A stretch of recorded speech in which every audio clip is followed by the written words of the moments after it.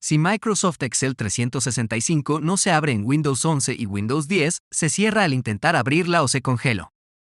Esto sucede porque el app de Excel 365 se corrompió o se dañó después de una actualización, por lo que en esta guía te enseñaré cómo reparar tu app de Excel 365 de una manera rápida y fácil.